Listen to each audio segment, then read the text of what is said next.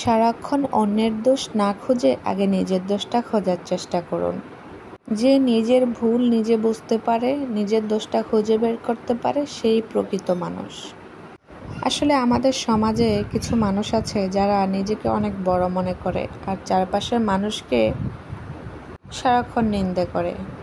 এই দোষ ওই দোষ সারাক্ষণ মানুষের গীবত নিয়ে সমালোচনা করে।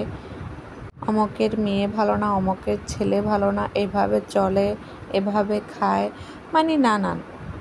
কিন্তু নিজের যে দোষ আছে সেটা দেখে না। তারপর দেখা যায় শ্বশুরবাড়িতে যখন একটা মেয়ে বউ হয়ে যায় তখন তারও কোনো দোষের শেষ থাকে না। সারাক্ষণ নাকি বউরা দোষই করে। আচ্ছা, মানুষ কি ফেরেশতা? কখনোই না। কেন যেন শাশুড়িরা নিজেকে প্রধানমন্ত্রী মনে করে আর বউদেরকে মনে করে চাকরানি। আমাদের সমাজে অনেক শাশুড়ি আছে এরকম।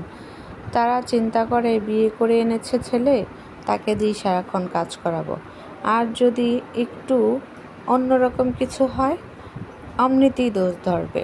আর কাজের যদি একটু কমতি হয়ে যায় তাহলে তো বলবে সারাদিন কি কাজ করেছো, শুয়ে বসে খাও। আচ্ছা, অনেকে আবার ভাববেন না এটা আমার বিষয় বলছি। আমি অনেকের সাথে ওঠা বসা করি, অনেকের কাহিনী দেখি শুনি, এটা অ্যাভেলেবেল আমাদের সমাজে। বৌমারা কখনোই মেয়ে হয়ে উঠতে পারে না।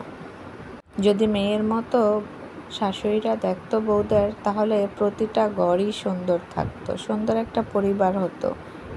শাশুড়িরা ভাবে তাদের কোনো দোষ নেই, সব দোষ বউরাই করে। আচ্ছা, তারা কি নির্দোষ? তারা কোনো দোষ করে না? অবশ্যই তাদেরও ভুলের অভাব নেই, কিন্তু তারা মুরব্বী বলে, তারা বয়সে বেশি বলে তারা ভাবে কি তারাই সব জানে। আসলে সব মানুষ যে সব কিছু জানে তেমনটা কিন্তু না। অনেক সময় ছোটদের কাছ থেকে অনেক কিছু শিখতে হয়, অনেক সময় বড়দের কাছ থেকেও শিখতে হয়। জ্ঞানের কোনো শেষ নেই, কিন্তু সবার কাছে কিন্তু সব কিছু জানা থাকে না। তাই নিজেকে নিজে সবসময় বড় ভাবাটা একেবারেই ঠিক নয়। আগে নিজের দোষগুলো খুঁজে বের করুন। আপনার মাঝেও অনেক ভুল আছে, অন্যের ভুল নিয়ে না ঘুরে নিজের ভুলগুলো খুঁজে বের করা উচিত। যাই হোক, অনেক কথা বলে ফেললাম। অনেকে বলবেন আপনার আবার কি হয়েছে? আমার কিছুই হয়নি, কারণ অনেক সময় অনেক কিছু দেখি বা ঘটে, তাই আপনাদের সাথে একটু শেয়ার করলাম। সেই জন্যই বলি, নিজের ভুলগুলো আগে খুঁজে বের করলে তাহলে বুঝবেন আপনি কতটা ভালো। ভালো হতে কিন্তু পয়সা লাগে না, খারাপ হতেই পয়সা লাগে। যেমন একটা ভালো ছেলে, তার কিন্তু ভালো থাকলে কোনো পয়সা লাগে না, কিন্তু খারাপ হতে গেলে কিন্তু ঠিকই পয়সা লাগে। যেমন বিড়ি সিগারেট খাওয়া, নেশা করা, আজে বাজে টাকা খরচ করা, সেগুলো তো খারাপ পথেই ব্যয় করা হয়।